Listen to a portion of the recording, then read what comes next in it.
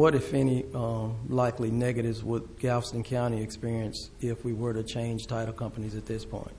Well, we did our due diligence and we selected low bidder with the most experience, and we submitted the memo to file that you have that's dated March 19th that shows that is to us to demonstrate to the state that that's what we did.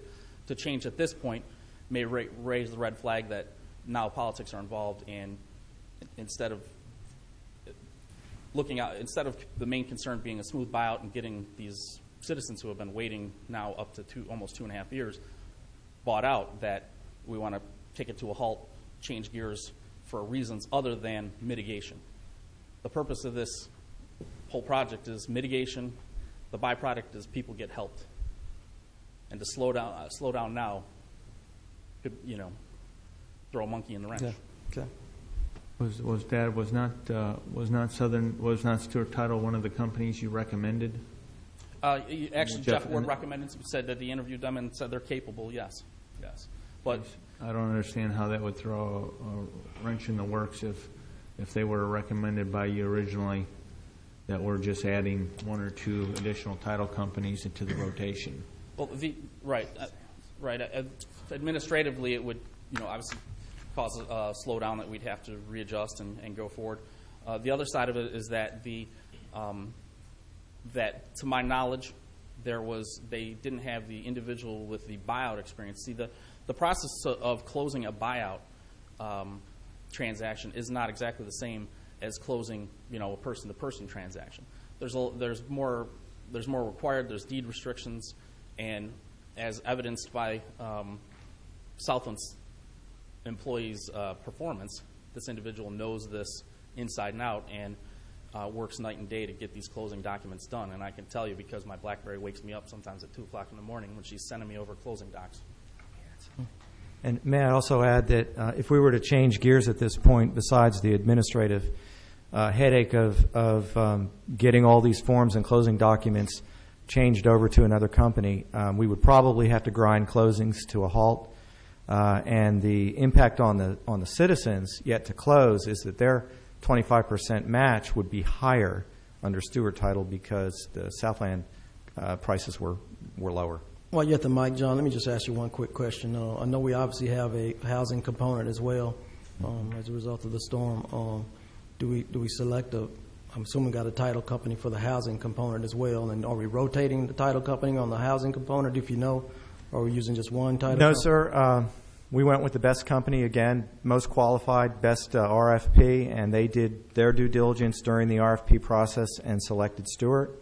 And so we're not rotating, though? No, we're not. Not at all. That would be really complex. I think it would be a disservice to the citizens. Okay.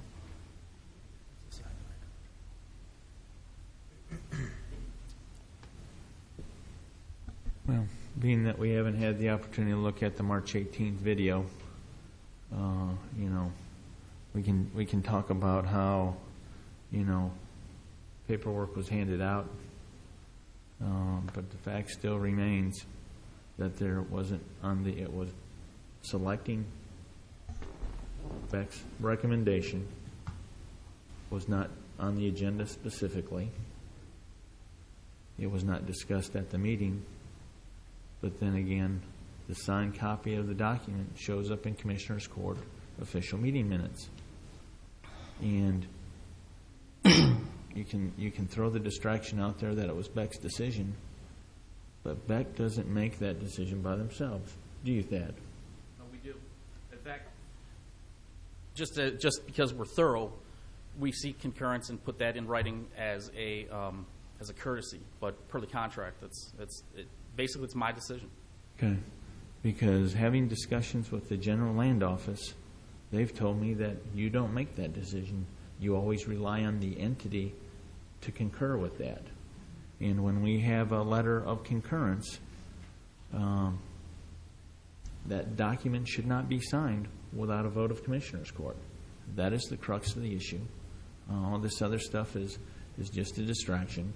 And, I want to know how that signed document got into the official minutes of the meeting.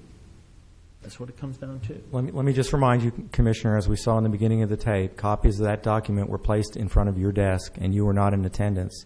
Let me also point out that, and Connie can certainly attest as the current grant coordinator, over the many years that I served as grant coordinator, the process of pushing these applications through is a difficult one, a complex one that involves an awful lot of paperwork that comes at different times.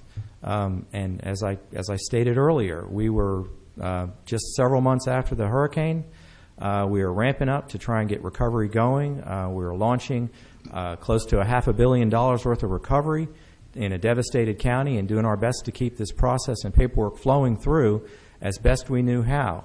And all I can tell you is that the process was the same as it has always been. And we make our best effort to get all the materials in the backup. We make our best effort, if we don't, to deliver them the morning of, as the tape showed. And then we make our best effort afterward to make sure the documents that come along that are tied to that application go back and become part of the record. Certainly the clerk's office can share with you the many, many, many emails and times over the course of many years where supplementary documents that are part of the application were returned to them either not only as a PDF or original to be included in that record. So it is what it is.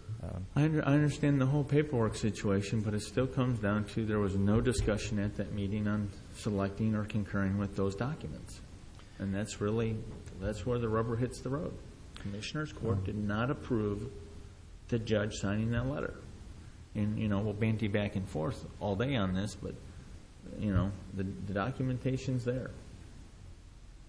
So I would say we call the question on the motion on the floor. And sure, no problem. I think that given what we said with Beck, I don't see any reason to change, but change title companies at this point, given Beck's consideration. But Commissioner Clark has made a motion that we switch title companies and rotate the title companies. Is that correct, Ken? Yes, sir. Between Stewart, Chicago, and Southland on a rotating basis. Any in favor? Aye. And opposed? I oppose it. Aye. Commissioner Lamb's opposed and Commissioner Doyle abstains. Motion fails. We'll move on to item 28A, consideration of authorizing execution of contracts for sale under the Hazard Mitigation Grant Program. John? Gentlemen, continuation of the process. We have 3 on the agenda today for approval. It brings us to 357 contracts for sale. I move we authorize execution. Do we have a second to the motion? I'll second. Second by Commissioner Lamb. Further discussion? All in favor? Aye. Opposed? None. Any abstentions? Here. Yeah, 1 abstention. Item B, consideration of authorizing execution of revised contracts for sale under Hazard Mitigation Grant Program. Again, as you know, we revised them to reflect settlements from TWIA. So we have 6 on the agenda today for a total of 38. Move approval. Second. Second by Commissioner Lamb. Further discussion? All in favor? Aye. Opposed? 1 abstention. 1 abstention. Commissioner Doyle.